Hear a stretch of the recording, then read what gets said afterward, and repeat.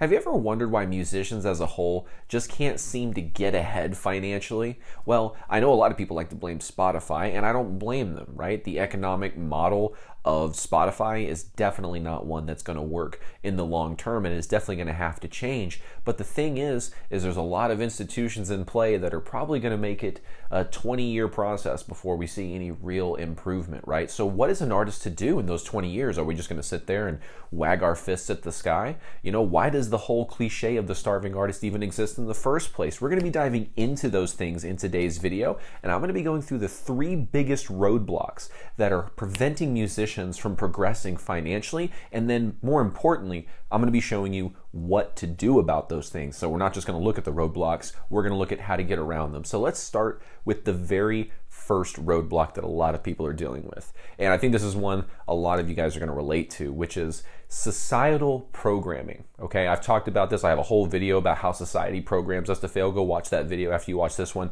And the whole premise of it is the different ways that society distracts us, right? Anybody that tries to do something serious like be a professional musician or start a small business, which is fundamentally what being a professional musician is starting your small business. It's just in music, right? That accrues a lot of judgment. It brings a lot of skepticism. It brings a lot of negative behavior towards you. Like the first place we can look is family. Okay, now I love my family. I'm sure you love your families, but you've probably dealt with many different circumstances where you've communicated, yeah, I want to be a professional musician. Music is my passion. It's what I'm excited about. It's not just the thing I'm into right now. It's the thing that I'm passionate about and I want to do for a long time. You will get people that are like, yeah, that's more of your hobby. When are you going to get a day job? And you accrue this pushback, which, I mean, think about this for a second. If somebody goes and they say, I want to be a lawyer, nobody gets up in their face and says, you shouldn't be a lawyer. There's already so many lawyers out there and most of them are broke. And, it's an oversaturated industry. Getting a law degree doesn't mean what it used to mean. No one starts doing that to them. But when you're a musician, people start throwing all that kind of stuff at you. Because here's the fact that a lot of people don't understand. People are like, yeah, it's just such a competitive, slim to none industry in the music business. And I would say, like, yes, but that's true with every business. Every single business, it doesn't matter if it's the music business or chiropractic, there's a big chunk of the population that doesn't make millions and millions and millions of dollars. And there's a tiny percentage of people that have done it long enough and optimized it long enough or maybe had a lucky break that are making millions.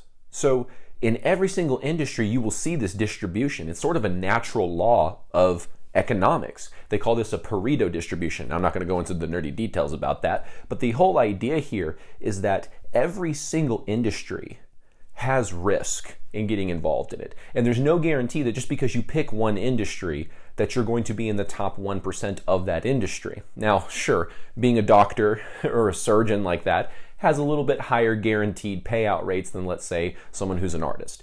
But the whole idea here is family will sometimes, they think they're doing what's best for you. They think they know what's best for you, and so they're trying to discourage you from something that they don't think is good for you. But it's not their life to live. It's your life to live. And so what happens as a result of this is when we're starting out in these very fundamental years of our life, it's usually when we're very young, when we're in our teenage years, or maybe a little bit older, maybe we're young adults, we get this pushback. And can you imagine how much further along we would be if instead of push back, we got to push up, right? We got to push up into like, hey, oh, that's something you're passionate about? Well, let's just dive in, right? No, we don't get that from family. We get, oh, are you sure you want to do that? Are you sure you don't want to go to college? Oh, it's really risky to be a musician, so go get 5-6 figures in debt that you can't declare bankruptcy. That's not risky at all. It's what people are telling people to do nowadays. It's what parents are telling their kids to do. They're like, hey, pursuing that, passion of yours is real risky, so why don't you get buried under some student loan debt that you can never declare bankruptcy on, and the interest accrues, and it's just a cycle of debt you never get out of. Yeah, that's not risky at all. But trying to pursue music, that's a risky thing. it boggles my mind the things society tells us and then like what parents tell their kids. And so I know a lot of you have family that have good intentions out there, but sometimes family ends up programming us to not go all in. See, you probably still have the desire, even if the family gives you the pushback, you probably still have the desire to be a professional musician, but how is your action that you're taking on that affected when your family does that? It affects it. Some people are a little bit more strong-headed, and they're like, whatever, I don't care what you say. I'm going to keep doing my thing at the same passion and degree that I was going to do. In fact, you just motivated me to go harder. Some people are like that, but a lot of people, they run into that friction with their family, and that causes them to actually not pursue it. They feel like they have to do things in secrecy. They can't talk about things openly because then a conversation is going to get started that's just going to lead to a fight. And all these things happen that end up like slowing us down because now we're not taking full passionate action on something.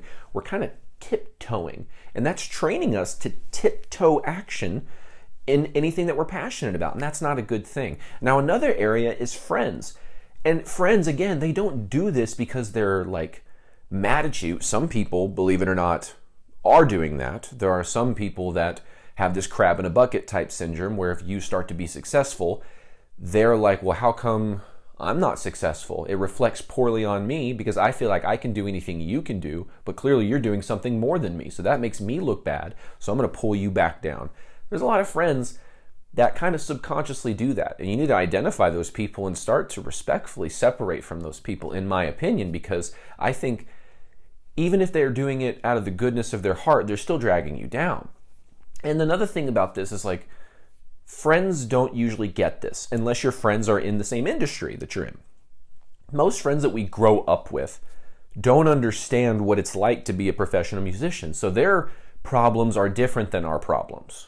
So like their problems are like, oh yeah, man, I've got paid time off and I want to do this vacation and I don't know how to figure it out and I got this, whatever, like it's like that kind of problems where we're like, dude, how do I figure out how to generate some money so that I can like pay my bills? Like that's a little bit more of the struggle that an artist is dealing with. And so sometimes your friends can unknowingly push us into isolation because they don't understand where we're coming from and they don't make an effort to try and understand. Because I have a friend who doesn't understand this stuff at all, but he's always been supportive. He's always been supportive. Like, oh, is that, dude, if you think that's going to be great, then dude, I'm super stoked for you. That's the type of friends you want to surround yourself with. The people that even if they don't understand, they're still encouraging and they're still willing to listen and give advice, even though they understand they're not like an expert, they're just wanting to help you out, right? It's that spirit of service where they're trying to actually help you because they're your friend, as opposed to, dude, what do you think, you're better than us? What, you're not going to come party with us because you want to save money for your music business so you can pay for an ad? Ugh, this guy thinks he's better than us. Sometimes that will happen. You start to make improvements in your life and friends may find resentment towards you because you're reflecting on them why they didn't change. In fact, I asked one of my friends one time on his birthday, I was like, hey man, happy birthday, man. You feel a little older? You feel a little wiser? And that question, do you feel a little wiser?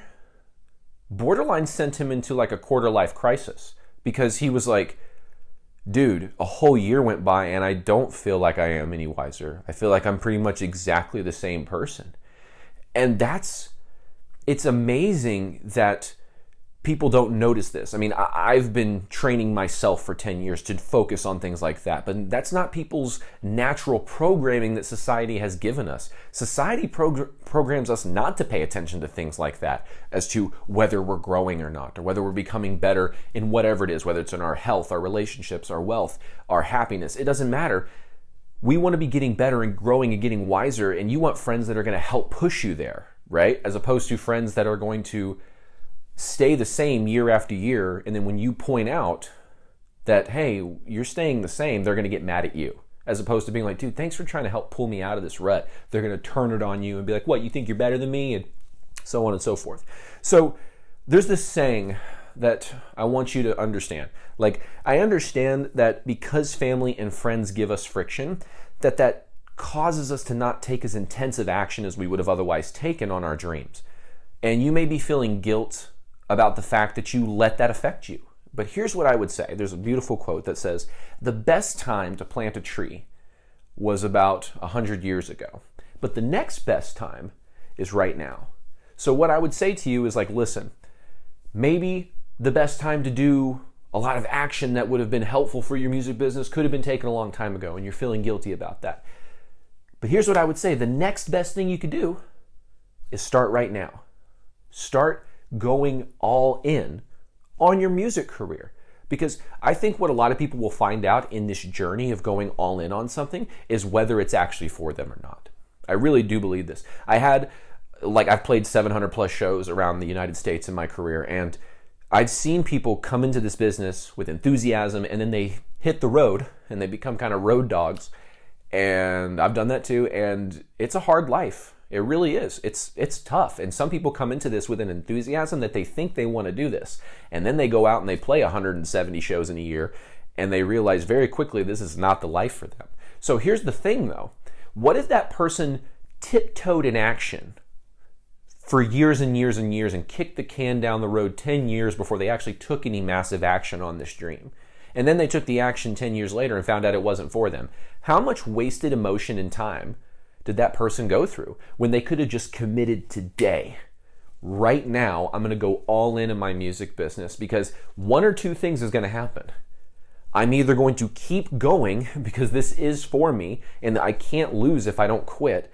So I'm just going to keep going, and I'm eventually going to figure this thing out, because you're not just going to do the same thing over and over again and hope it works. You're going to go and constantly learn and refine and get better strategies and take better action, right? Or you'll find out after taking this intense action, man, this really isn't for me. I'd rather do it as a hobby. And then you can make the decision early, and you have the clarity early in life, as opposed to wasting time that you didn't need to waste. But that's the thing. I know a lot of artists out there are in that position where they're like, I don't know if I should go all in. But really, those are the people that need to go all in the most, I feel. Those people that are on the edge, because you're either one of those people where this is just a dream and you don't take it that seriously, and you're going to find out real quick that you don't want to put in the work, or you're going to find out very quickly that this is exactly what you want to do. And this is exactly the career that you want to be in. And this is the career that you were made for, right? This is what you feel in your bones. That's what I mean. Like those are the things that I felt when I was young, and I was lucky enough to have people say, you clearly love that. Go all in. You know what I'm saying? And that's such a luxury that I don't feel like a lot of people have. So the antidote to this situation is to burn the ships. There's an old Tony Robbins quote that goes, if you want to take the island, burn the ships. And the idea is you don't give yourself a plan B. You don't tiptoe action. You actually take full force action and just commit to this thing. Okay? So that's the first thing. I know I went down a big rabbit hole on that, but that's the first thing that's holding musicians back financially, is this idea of I can't fully commit because they have all this external pressure from other people to do something else. And then their brain, because they're creative, their brain starts to go, well, I could do this, I could do this, I could do this, I could do this, when really deep down, they want to be a musician. And they just haven't taken the full focused action required to start making progress. So that's the first thing. Now, the second thing that's holding musicians back financially is a little bit more material, so to speak, and that is our spending, okay? Now, I'm not here to judge anybody. I'm just here to point out things that lead to outcomes, right? A certain input will lead to a certain kind of output. And so what I'm going to be focusing on here is the inputs. And I guess I should really say the outputs, because our spending is where the money's going, right? And here's how I would think about this, right?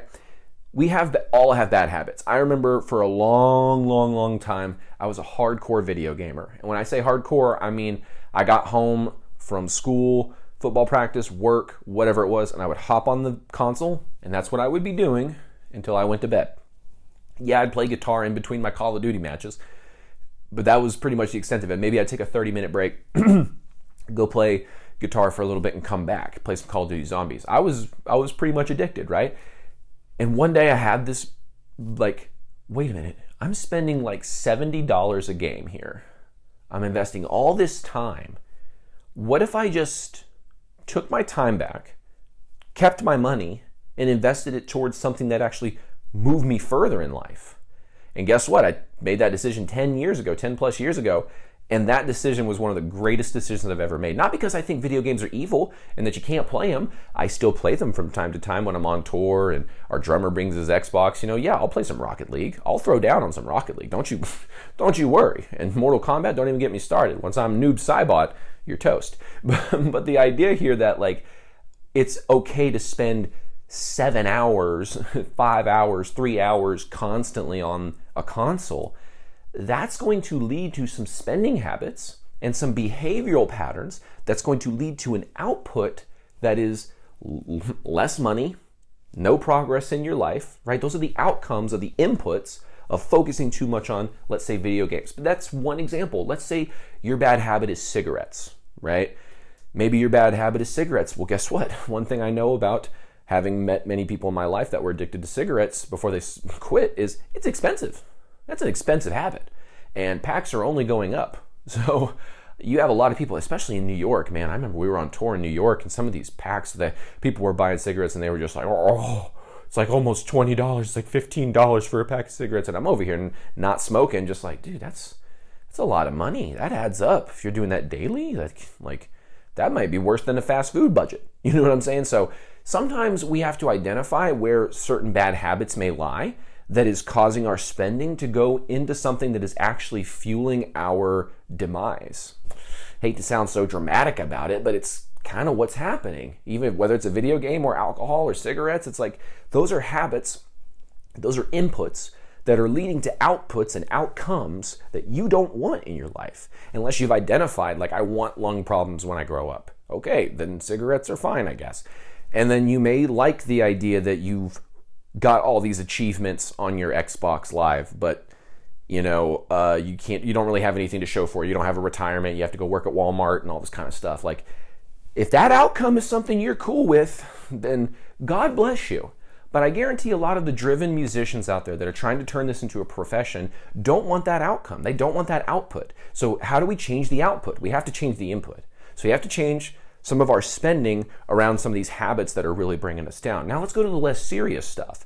There's discretionary spending. I know one of my biggest, I'll just be honest with y'all, my biggest discretionary hiccup that I need to watch out for is eating out. And that's the thing, is like when you become an entrepreneur, you become very focused on time, right? And so you become very focused on how do I get my time back? And then I'll sit there and go, well, I could take 15, 20 minutes to make this lunch, or I could just take 5 minutes, go get it from Sonic or Chick-fil-A or Subway, wherever, right? And just, I could just get it done with and then eat my lunch and then it's done with. And I don't have to worry about it. So there's that little balance there that I think that's me, for example. Some of y'all may relate to that. Maybe you have a different discretionary income. Maybe you're spending most of your income on your favorite fountain drink. I don't know, right? But like the whole idea here is we can look at our discretionary spending and figure out, where am I overdoing it, right? If you look at your fast food budget in a month and it's over $200, $300, $400, okay. And when I say fast food, I shouldn't say just fast food. I mean like fast food and then retail chains like Olive Garden, Outback, Chili's, whatever, the American standards. Of fine dining, fine Americana dining. Welcome to the TGI Fridays. Would you like a jalapeno popper? Anyway, we can look at how, am I overdoing it there?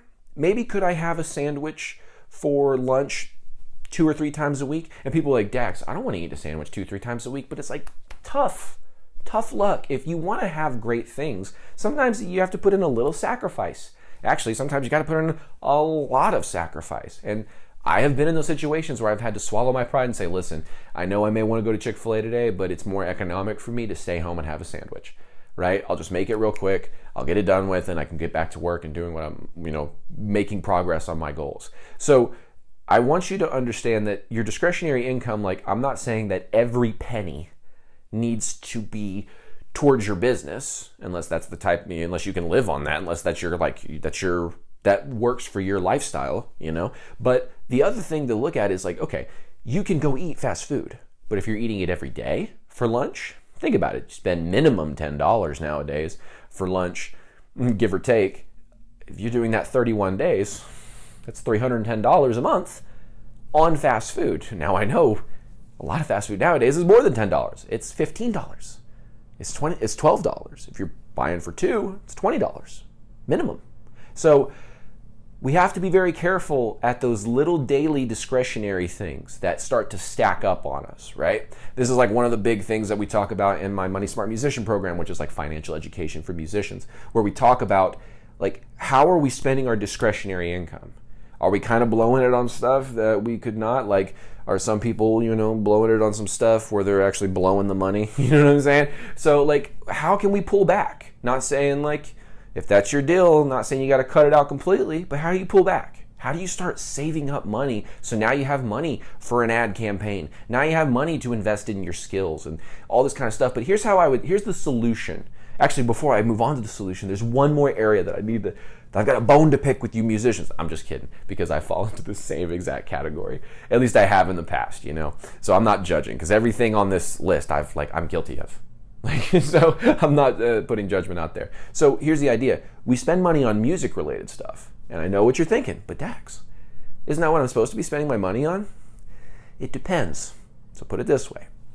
If you're going out and you're spending $1,300, $1,400, $2,300 on a new guitar amp to match your other $2,300 guitar amp that you've had and your nice $1,000 4x12 cabinet, right? All my guitar players out there know what I'm talking about. This big amplifier, right? Let's say you've spent a little under $2,500, maybe $3,000 to get this whole thing. Is going out and spending another $3,000 on another half stack with this other kind of amp really going to return to your career what you're investing in it? Like, is that incremental improvement in sound going to yield now all of a sudden people are listening to my music and that was the one thing that needed to be fixed so that my whole career could get pushed into line? It's like, no. And I have a lot of artists that I deal with that do this with other things, like, oh, I had a mic that was good, but I needed to spend $500 to get this incrementally better mic.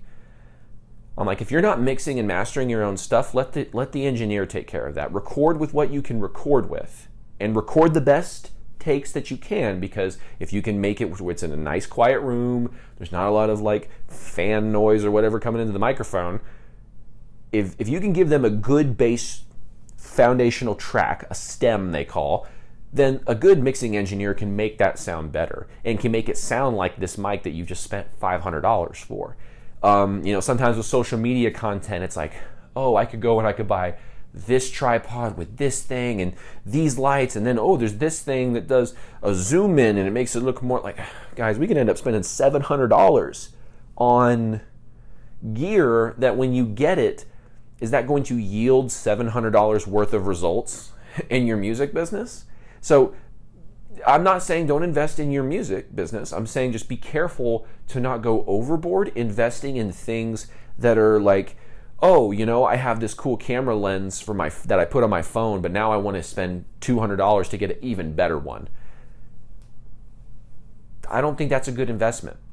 So you have to think like an investor. That's the real big solution that I want to drive you guys here with the second point, is you have to think like an investor. You have to think, is that going to return what I'm spending into it? Now, sometimes when you're an investor, you can look at something that's just a fun luxury thing. Like, if I buy these concert tickets, am I going to have $250 worth of fun?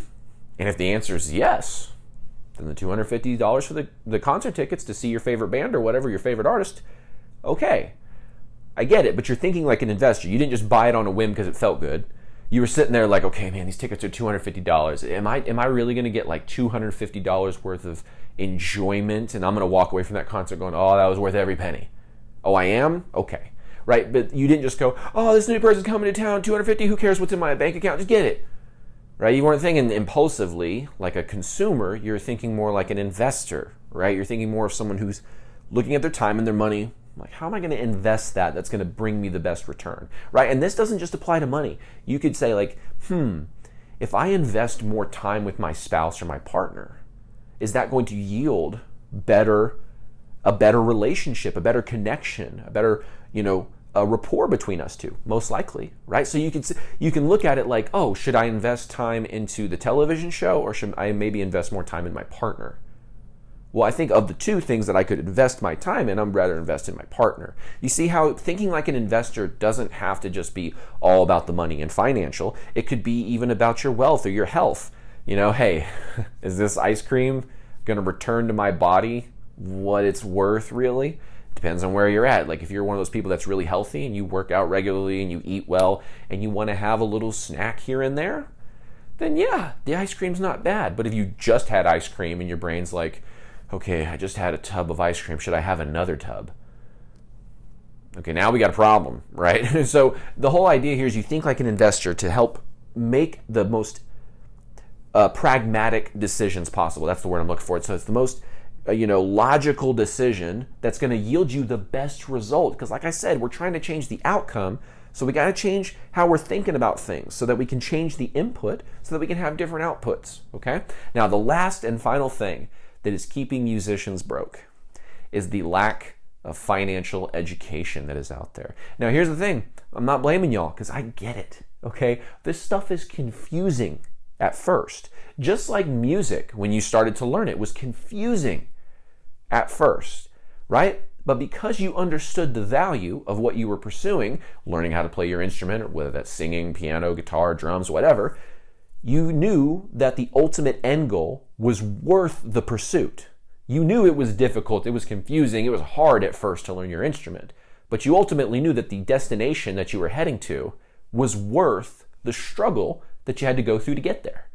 The same thing is true with your financial education. If you look at your financial education as this, oh, I have to do this, it's a chore, I have to, I don't really want to, but I have to, you're going in with a losing mentality to begin with. And that's not going to do you any good. But if we can reframe how we're thinking about it, and we view it a lot like how we viewed music when we started to learn that, that's going to yield a better mindset and a better outcome for us, because we're going to be thinking about it like this. Okay, this finance and business and entrepreneur, marketing, sales stuff, it doesn't make sense to me right now. But I understand the ultimate end goal is to build a good music business, a sustainable music business that relies on systems. And so you understand that like, oh, okay, the ultimate end goal that I'm pursuing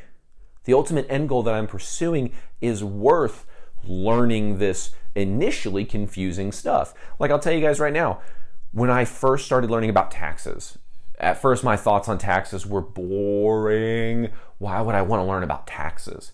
And then I talked to a CPA and I listened to some CPAs talk and went to some seminars, and I saw that like, oh, if I learn how to do this properly, I can get money back in taxes because I can claim deductions. There's, all these write-offs, and there's even things called tax credits. And oh, okay. So yeah, there's a lot of jargon. There's a lot of technical mumbo jumbo you got to kind of figure out a little bit. But if you know at the end of the road is I'm going to be educated now to make decisions that's going to actually make me more money and save me more money, then I think that's a good investment in my time. And now I'm excited to learn the information because I understand the outcome that it's providing me, right? Same with financial education when it comes to marketing, right? Understand that and learning the initial terms of marketing may be a little confusing at first. What is EPC? What is CPC? What is ACV? All these acronyms, right? You may go through those and go like, I don't know what any of that means at first. But you may think, if I commit to understanding what this means, now I can set my music business up more properly so that it can actually generate more fans, generate more income, and maybe even potentially some monthly revenue. So the idea here is you have to change how you're thinking about learning stuff that traditionally society has programmed us to think, don't pay attention to this, which that begs the question that you should be asking about not the financial institutions. Well, some of those, like banks, you should be definitely asking questions about those. But I'm talking more about like the school system and things like that. Why didn't they teach us about money and all this kind of stuff? Hey, they didn't have any problem shoving boring terms down our throat when it was in those other subjects. Like, here's the thing. I think English is wonderful because English, if you understand how to speak and write, you know how to communicate, and being a better communicator will ultimately yield better things in your life. But that's not how English is framed. English is framed as like, welcome to MLA format, where, what does this have to do with being able to communicate? I guess I don't need to know conjugations and interrogative sentence. Just say it's a question. Well, it's a declarative statement. Just say it's a statement. Like it's, I don't know. Like the way that school pre-frames all these subjects is always sad to me. But that's the thing.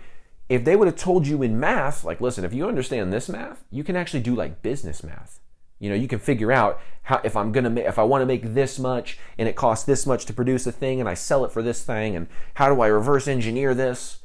That's basic algebra in a sense, right? But no one frames it that way. You know what I'm saying? So we have been conditioned by society to look at a lot of education with this sort of mindset where it's like, education, boring. But if we can change the frame as to, it's not the education itself that we're like super pumped about, it's the results and the transformations we get in our lives as a result of this new education or new skills that ends up yielding like excitement and curiosity, because we're like, oh, so you're saying if I learn how to market, I can actually learn how to attract fans by the thousands and actually have them build diehard connections with me as an artist? Yes. So now when you go and you see EPC, which means earnings per click, you can push through the little like, oh, this is a little technical, there's some jargon I have to learn. You're going to push through that because you know at the end of the tunnel is, I'm going to learn how to market so well that I'm going to just get a following of millions of people, right? Same with selling. Oh, learning how to do, persuasive techniques. There's reciprocity and all this kind of stuff. If you read Influence by Robert Cialdini, right? There's a whole lot of stuff there. There's a lot of jargon. There's a lot of things. But if you change the mindset of like, if I learn how to sell, I can learn how to literally persuade people into making a decision that's either going to make them say, no, I definitely don't want this. And they can just say no, and we don't have to deal with it. And then the people who do want it aren't going to go, oh, maybe, I don't know. And they'll just actually say yes because they do want it, right? That's the end result of learning how to be more persuasive, is the people that are going to be good fits are going to be like, yes, I'm ready. And the people who are bad fits, you'll learn these repulsion techniques. To the people who are bad fits, you can say things to get them out of there anyway. For example, I have a music business coaching service that I offer. And I tell people, this is not a get-rich-quick scheme. If you're expecting a get-rich-quick result, then there's the door. And guess what happens? I don't get any clients that have get-rich-quick expectations. Why? Because I told them that's not what this is. So, but to the people who are trying to actually join, they see that my values are in line with theirs. Because I don't expect or purport like, hey, this is going to be like a get-rich-quick and you don't do anything result. That's not what this is about. And they see like, oh, okay, he's on the same wavelength I am. And so our values resonate because they're the same. You can do the same thing with yourself. Like, there's a lot of stuff I can go into this, but the main thing that we need to understand here is that, yes, learning the techniques of marketing, selling, networking, songwriting, at first, they're a little uncomfortable, they're a little confusing, but you get better at them. Over time, you get better and better and better and better. And as a result, your music business improves because you're constantly refining, as opposed to, I did this one thing and I don't ever want to change it ever, because that requires work, right? Now, here's the other thing that we need to think about when it comes to financial education. No one ever taught us how to do one of two things. Let's say you work at a 9-to-5 job and you're not the side hustle type. Here's what I would recommend.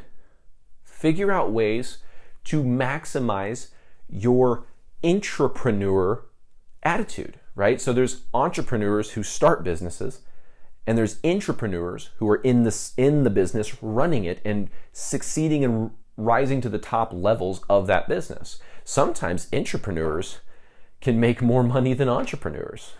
So that's something to think about. So for some of you guys that like the fact that you have the security of a 9-to-5, we go through this in my artist archetype quiz on my website and stuff, but if you're the type of person that prefers the 9-to-5, but you still have goals of growth and stuff like that, then you can take a more intrapreneurial mindset. It's like, how do I provide more value to this company so that they have more money to pay me more? I know I said that kind of fast. Like, how do I provide value to my company so that it actually, when I say provide value, I'm not saying like, I help them organize their posters. I hung them up and made sure they were all straight. Cool. That doesn't really do anything to the bottom line of the business.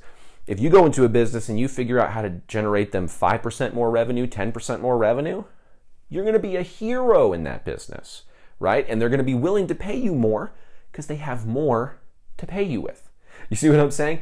And there's a lot of people that have leveraged that type of dedication and compassion and what's the word I'm looking for? Diligence to leverage higher positions and maximize their 9-to-5. Where there's this beautiful story where Jim Rohn was talking to someone, Jim Rohn was talking to someone. He's like, man, at my job, that's all they pay me. And he goes, wait a minute. The guy that was talking to Jim Rohn goes, wait a second. Are there other people at your job that they pay more? And he's like, yeah, there's people at my job they pay more. And he said, then Mr. Rohn, it's not that that's all they pay, that's all they pay you, right? And so the idea here is, a lot of times if you're the 9-to-5 type, you think you're probably capped where you're at. But there's people above you that are getting paid more than you. You can do things to get yourself closer into those positions. Sometimes people think, I need to go to school and I need to have a degree and I need to do this and this and this. I'll tell you right now, the only thing businesses really care about is tangible results. And if you come in there and you provide tangible results, they don't care if you have a degree or not. You're the person that got the results. Your degree is the results. You know what I'm saying? But okay. That's one side of the coin, is if you're in the 9-to-5 position, how do you maximize that? Provide more value to the company so that they can make more money, so they can pay you more money.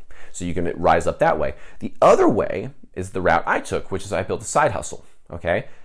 This sort of entrepreneurial education, this financial education, is to me so valuable because it shows you hands-on experience as to what a real business looks like. So for example, I started a private guitar, bass, music instruction practice, right?